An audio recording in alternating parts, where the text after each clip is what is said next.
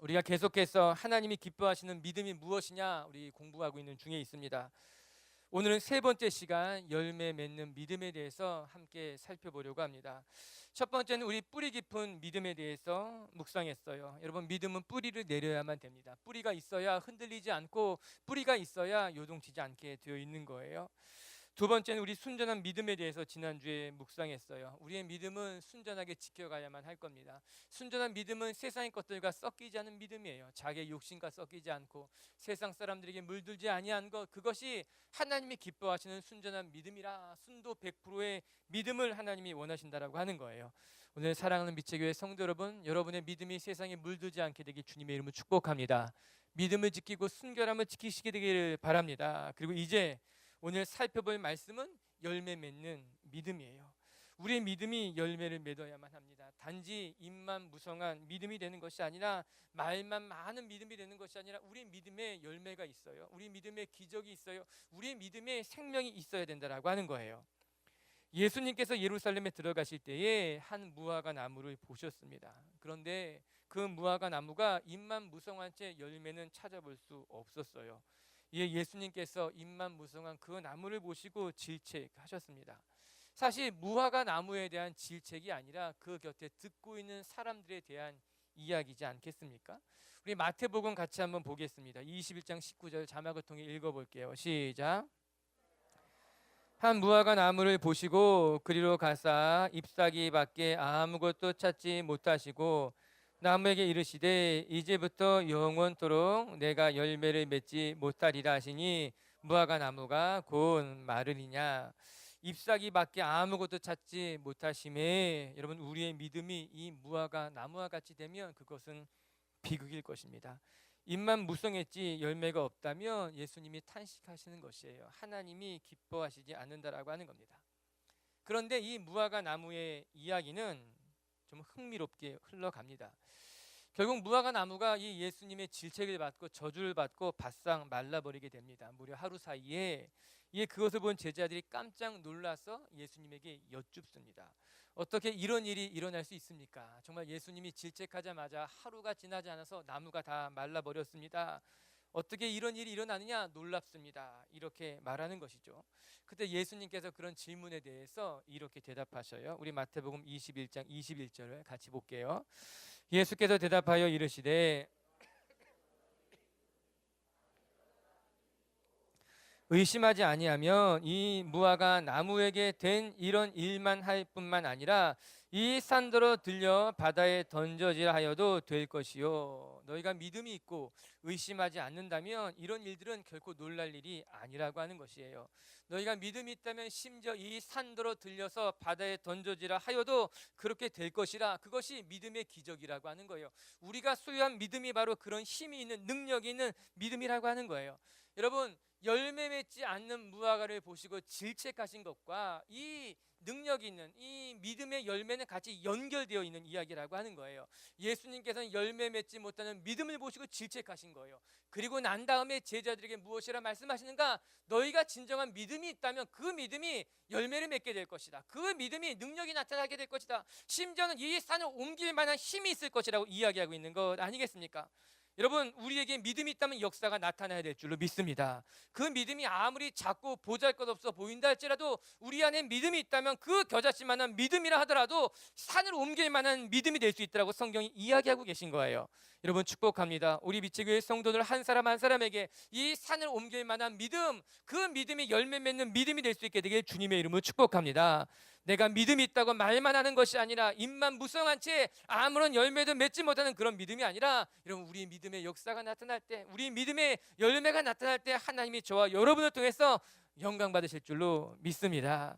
이제 오늘 살펴볼 말씀이 바로 이것이에요. 열매 맺는 믿음이다. 그럼 우리는 어떻게 하면 열매 맺는 믿음을 가질 수 있을까? 열매 맺는 믿음이란 무엇이며 우리가 어떻게 열매 맺는 믿음을 소유하게 되느냐? 우리 24절을 같이 이제 읽습니다. 시작. 내가 진실로 진실로 너희에게 이르노니 한 알의 밀이 땅에 떨어져 죽지 아니하면 한 알 그대로 있고 많은 열매를 맺느니라. 첫 번째, 우리가 열매 맺는 믿음을 갖기 원한다면 여러분, 우리의 믿음은 땅에 떨어져 썩어져 가는 믿음이 되어야 된다. 예수님이 말씀하신 거예요. 땅에 떨어져 썩지 아니하면 하나의 그대로 있지만 땅에 떨어져 죽으면 썩으면 많은 열매를 맺게 될 것이다. 예수님이 말씀하신 거예요. 이것이 바로 우리의 믿음이 열매 맺는 길이요, 예수님의 가르침입니다. 우리의 믿음이 땅에 떨어져 썩어야지만 비로소 열매를 맺고 그 열매로 말미암아 많은 사람들이 살아나게 될 것이에요. 그러나 썩지 아니하면 그냥 하나의 그대로 있을 수밖에 없다라고 성경이 이야기하고 있는 거죠. 여러분, 저는 우리가 믿음을 가졌다면 우리는 썩어지는 사람이 되는 거, 썩어지는 믿음을 갖는 것이 중요하다고 생각하게 됩니다. 여러분, 우리 믿음이 썩어져야지만 비로소 다른 사람에게 비료가 되는 거, 영향이 흘러가게 되는 거예요. 우리가 지금까지 살펴본 믿음들은 어떻게 보면 대부분 자기 자신에게 국한될 겁니다. 뿌리 깊은 믿음이라고 하는 건 여러분, 이것은 내 자신에 대한 거예요. 뿌리가 깊어야 하지만 흔들리지 않습니다. 내가 흔들리지 않기 위해서는 뿌리를 내려야 된다는 것이겠죠. 또 순전한 믿음도 사실 관심은 나에게 있는 겁니다. 내가 순전한 믿음을 깨끗이 갖는 것, 내가 순전한 믿음을 어떻게 잘 지켜가야 하느냐, 그건 나에 대한 것이에요. 그러나 오늘 살펴보는 이 열매 맺는 믿음이라고 하는 것은 나에 대한 관심이 아니라 이웃에 대한 관심인 거예요. 나의 믿음을 통해서 내 이웃이 어떻게 살아나느냐, 그것에 관심을 갖고 있는 거예요. 제가 좋아하는 말 중에 하나가 잘 먹는 인생이 될 뿐만 아니라 잘 먹이는 인생이 돼야 된다는 거예요. 여러분, 우리 잘 먹는 거 중요합니다. 그런데 내가 잘 먹는 것만 중요한 것이 아니라 내가 다른 사람들을 잘 먹이는 것이 그건 못지않게 중요한 일이라고 하는 거예요.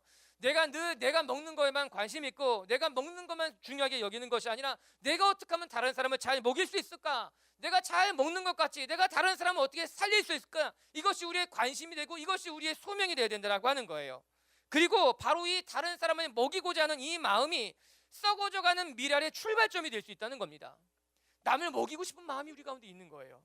다른 사람들을 돌보고 싶은 마음이 우리 가운데 있는 거예요. 내가 썩어져서라도 내 것을 포기해서라도 다른 사람을 먹이는 거, 다른 사람을 돌보고 싶은 마음이 우리 속에 있을 때 비로소 우리는 썩어져가는 미랄의 삶을 시작할 수 있게 되는 것 아니겠습니까? 맞아요. 그것은 하나님 주신 축복의 마음일 거예요. 우리 안에 원래부터 있었던 마음이 아니라 내가 지금 누구를 먹이고 싶다면, 내가 지금 누구를 돌보고 싶다면 그것은 나에게부터 시작된 마음이 아니라 하나님이 우리에게 믿음을 주셨기 때문에, 하나님이 우리에게 넉넉한 마음을 주셨기 때문에 하나님의 마음이 우리 가운데 흘러와서 시작된 마음이라고 하는 거예요. 저는 이 마음을 여러분이 잃지 않게 되길 주님의 이름으로 축복합니다. 그런데 문제는요, 우리 가운데 썩어져 가는 것에 대한 두려움이 있다는 거예요. 예수님은 땅에 떨어져 썩어야지만 많은 열매를 맺게 될 것이라고 이야기하셨지만 우리 마음속에는 내가 썩어지게 되면 잊혀질 것만 같은 두려움이 있는 거예요. 또 내가 썩어져도 정말 열매가 많이 맺혀질까 자신이 없게 되는 거예요. 두려움을 갖게 되는 거예요. 우리는 열심히 섬기고 봉사하면 그에 따른 만족할 만한 결과를 볼 때 감사합니다. 기쁩니다. 좋습니다. 내가 이만큼 헌신했으니, 이만큼 수고하고 봉사했으니 만족할 만한 피드백이, 결과물이 보여질 때 우리는 좋은 거죠. 그런데 정말 내가 열심히 수고하고 노력했음에도 불구하고 내가 만족할 만한 어떤 결과가 나오지 않을 때 낙심하게 되고, 심지어는 내가 수고한 것이 헛된 것은 아닌가 후회가 일어날 때도 있는 것만 같은 거예요. 내가 이러려고 이렇게 수고한 것이 아닌데, 내가 이러려고 이렇게 열심히 봉사하거나 헌신한 것도 아닌데 후회하는 마음이 드는 거예요. 내가 열심히 봉사하고 내가 열심히 헌신했는데 아무런 열매가 맺혀지지 않을 때 낙심하게 되는 거죠. 이렇듯 우리 마음속에 썩어져 가야 될 것은 알지만 썩어지는 것에 대한 두려움이 있는 거예요. 걱정이 있는 거죠. 그러나 우리가 기억해야 될 것은요, 여러분, 열매 맺는 것은 내가 할 수 있는 일이 아니라고 하는 거예요. 우리는 수고해요. 우리는 땅에 썩어질 것을 다짐하고 결단하지만 그러나 나를 통해 열매 맺으시는 분은 우리 하나님이라고 하는 거예요. 그렇기 때문에 우리는 결과에 대해서는 하나님 앞에 전적으로 맡겨드려야 되는 거예요. 우리는 땅에 떨어지는 것이에요. 우리는 땅에서 썩어지는 것뿐이에요. 그것이 우리가 해야 할 일이고 그 뒤에 일어나는 일들, 열매가 맺히는 것, 언제 열매가 맺히는 것, 그것은 모두 하나님이 하실 일이기 때문에 결과에 대해서는 하나님 앞에 맡겨드리는 것이 맞다라고 하는 거죠. 사랑하는 미치교회 성도 여러분, 여러분의 헌신과 기도와 수고에 대한 모든 결과물에 그 두려움에서부터 자유할 수 있게 되길 주님의 이름으로 축복합니다. 우리는 열심히 수고하면 그것에 대한 열매는, 결과는 하나님이 만들어 가실 거예요. 우리가 결과까지 걱정하고 우리가 그 결과를 의미로 만들려고 하고 내가 임의적으로 열매를 만들려고 하는 것은 어리석은 일이라고 하는 거예요. 그것도 옳지 않은 일이라고 하는 거예요. 여러분, 역사는 하나님이 행하시는 거예요. 여러분을 통해서 하나님이 만들어 가신 일이라고 하는 거예요. 그렇기 때문에 우리는 하나님 앞에 성령님이 행하시도록 맡겨야 되는 거예요. 내가 썩어도 되는 것일까? 내가 이렇게 헌신해도 되는 것일까? 아니, 우리는 그냥 걱정하지 않고 멋지게 썩으면 되는 거예요. 우리는 멋지게 양보하면 되는 거예요. 멋지게 포기하면 되는 거예요. 그 뒤에 우리는 앞만 보고 가는 거예요. 그리고 뒤에 일어나는 그 모든 뒤에 있는 일들은 하나님 앞에 맡겨드리는 거예요. 하나님이 지금 열매 맺을 수도 있어요. 아니면 다음에 열매 맺을 수도 있어요. 내가 생각한 것보다 더 많은 열매를 맺을 수 있다라고 하는 거예요. 중요한 것은 모든 결과는 하나님 앞에, 아버지 앞에 맡겨드리고 우리는 결단하며 나아가는 거예요. 여러분, 에스더를 생각해 보시기 바랍니다. 그의 믿음은 너무나 귀해요. 정말 썩어져가는 미랄이 되겠다고 다짐하고 결단하죠. 에스더 4장 16절에 이런 말씀이 나와요. 한번 같이 읽어볼게요. 시작. 당신은 가서 수산에 있는 금식하되 밤낮 3일을 먹지도 말고 마시지도 마소서.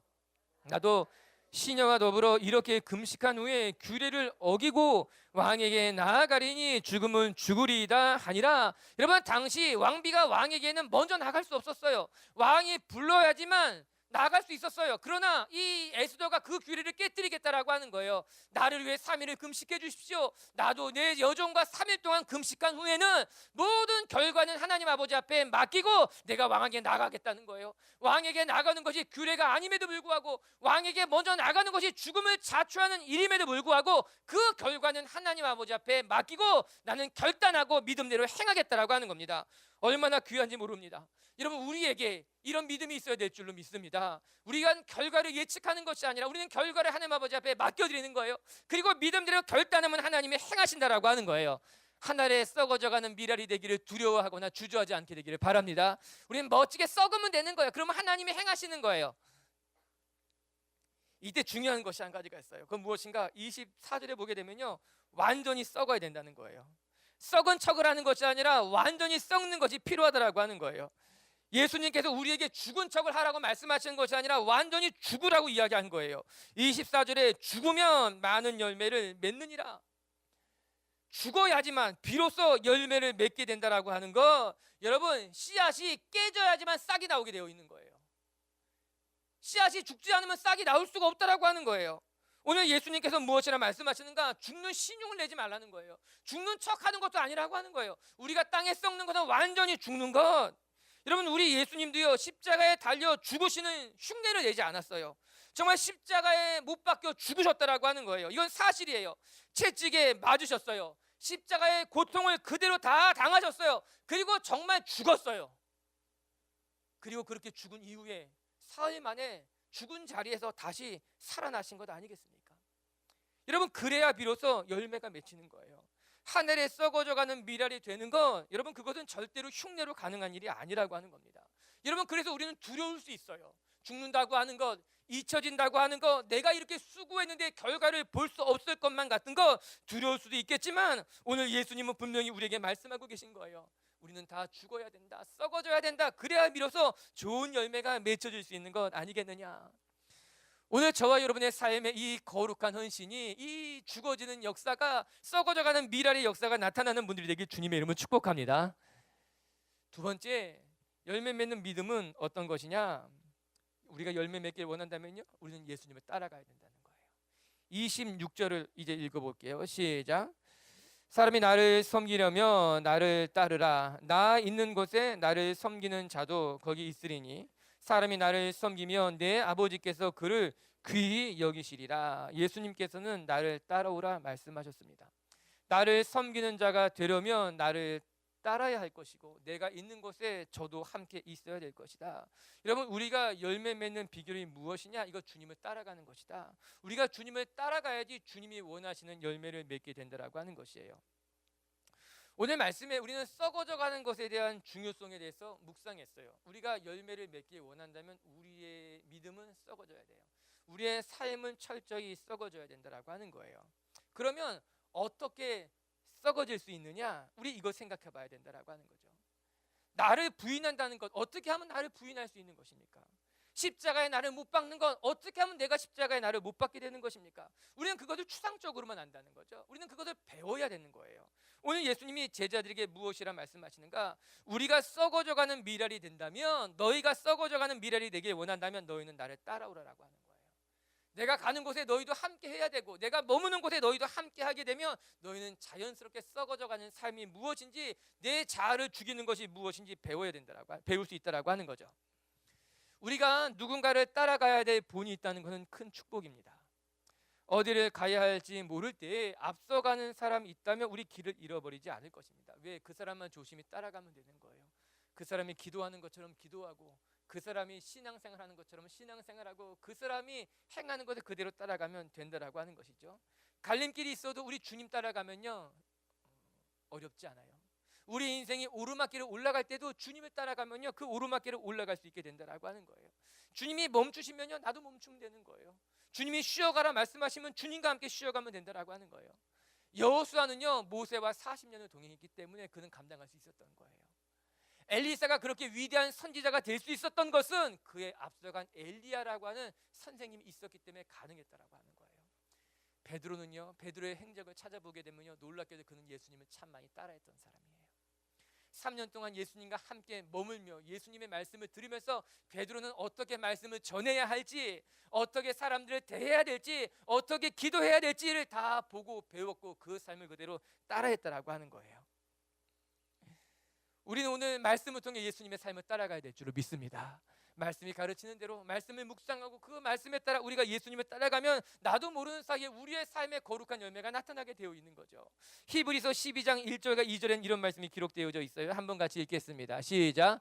이러므로 우리에게 구름같이 둘러싼 허다한 증인들이 있으니 모든 무거운 것과 얽매기 쉬운 죄를 벗어버리고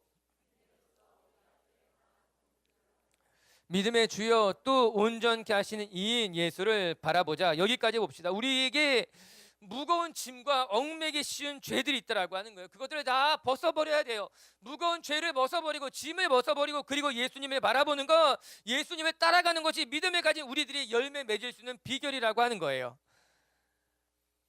저는 오늘 말씀을 보면서 예수님을 믿는 이들 중에 썩어져가는 미랄이 되겠다 생각해보지 않은 사람들은 없다고 생각합니다. 이게 무슨 말인가요? 우리가 예수님을 믿으면 다 우리 마음속에는요, 나도 썩어져가는 미랄이 되고 싶어, 나도 예수님 말씀처럼 헌신하는 사람이 되고 싶어. 여러분, 우리가 교회 다닌다고 하는 것은요, 우리가 신앙을 가진 사람이 됐다고 하는 것은요, 그래도 나를 위해 살기보다는 남을 위해 살겠다고는 표현일 거예요. 그래서 우리는 모두 내가 부족해도 나 신앙인으로 살아가야지, 나도 좋은 열매를 맺어야지, 나도 썩어져가는 미랄이 돼야지, 우리 마음속엔 그런 생각들이 다 있다라고 하는 거예요. 그렇기 때문에 정말 문제는요, 썩어져 가야 된다라는 말보다 어떻게 하면은 썩어져가는 미랄이 될 수 있는가에 대해서 고민해야 된다라고 하는 거예요. 우리나라에 발효식품들이 많이 있어요.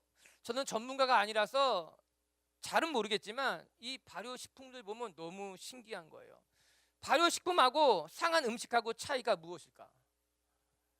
그냥 생각해 보면 발효식품이든 상한 음식이든 시간이 좀 지나치게 흘렀기 때문에 다 썩은 음식이라고 하는 거예요.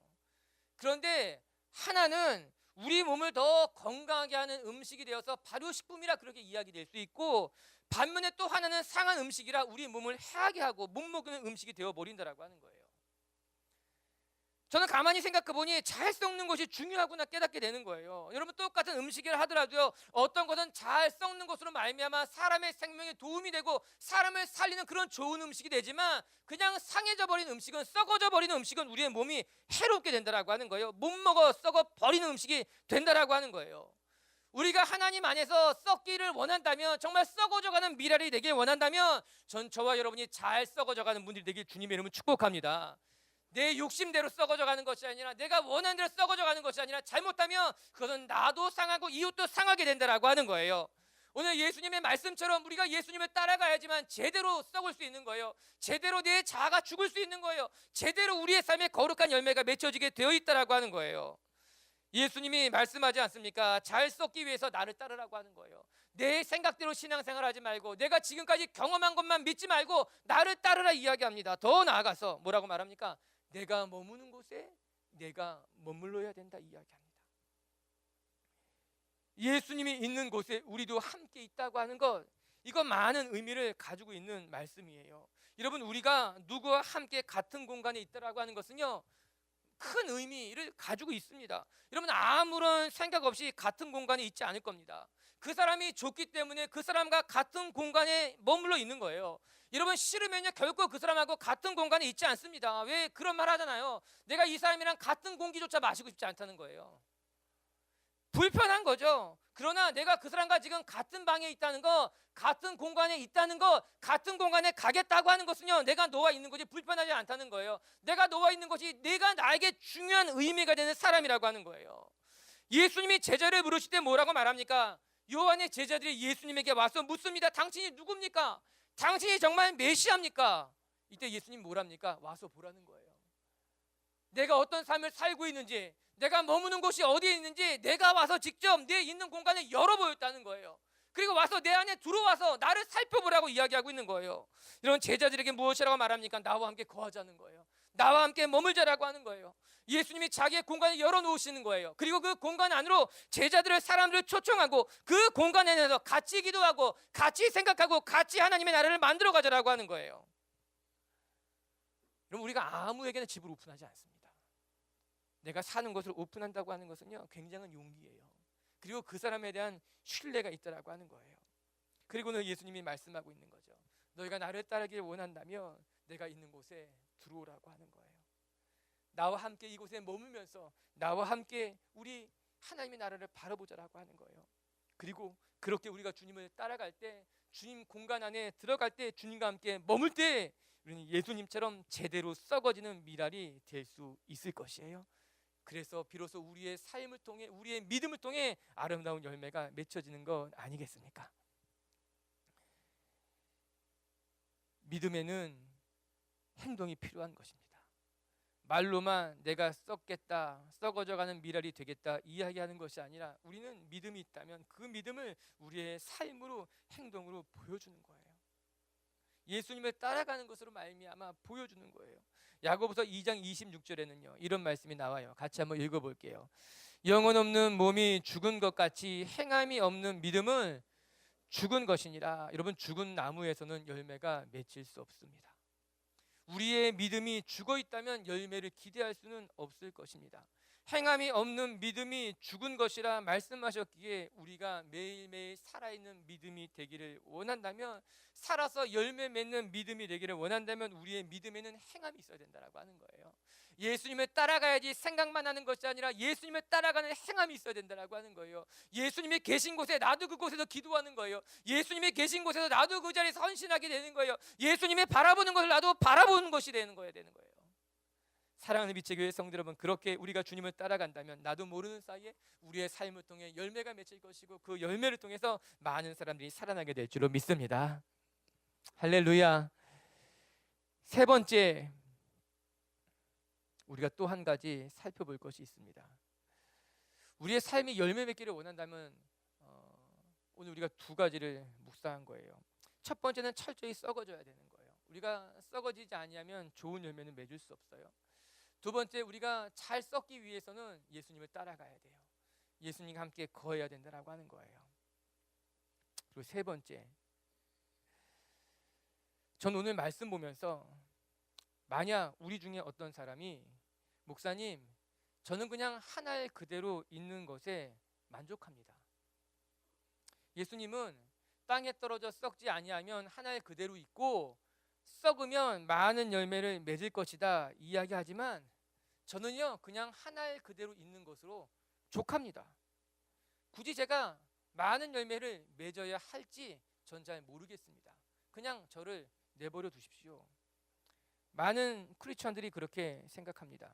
저는 많은 열매를 맺고 싶지 않아요. 그냥 하나의 그대로 만족하며 살아갈 거예요.